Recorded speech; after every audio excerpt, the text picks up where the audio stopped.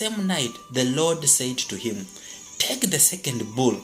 Now it is the Lord telling Gideon. Now Gideon has gone into the hands of God. He has gotten favor before the Lord God.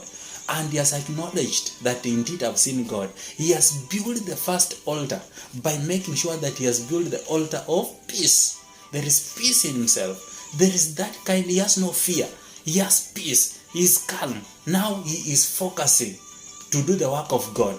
Now God looks in him and examines him and realizes that before doing his work, he needs first to work in his home. You cannot do the work of God unless you fix your home right. You cannot do the work of God unless you start by destroying those wicked things in yourself and at home. When you destroy and you surrender yourself to God, God will help you to destroy the rest.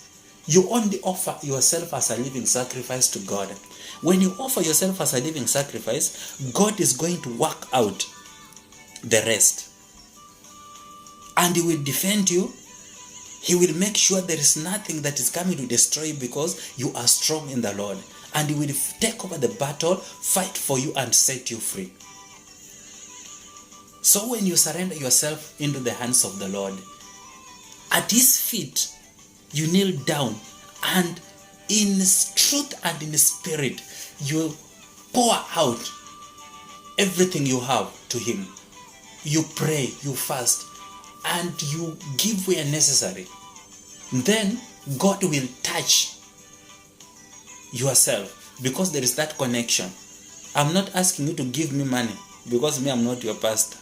I'm asking you, in that church you're praying, you go to the church, do something in that church. You can buy a chair, buy a table, buy anything, even if it's a cloth. You can buy a pastor a suit, a shirt, or anything, and you give it to him and you tell him to help you pray over certain issue that you have. Or you can give him and then you tell God, I'm giving this because I want you to do for me this and this, and you will see what God is going to do in your life. Give according to yourself. It can be anything. Give anything you have as a physical a sign that you have given. Then from there, pray. Take that thing to the altar or give to the servant of God and go and pray yourself and see what God is going to do. And through there, God will help you together with that person, that servant of God, or yourself, or you are that prayer warrior, or your friend. Pray so that God will help you to destroy those things that are putting you out, that are making you not to get where you should be.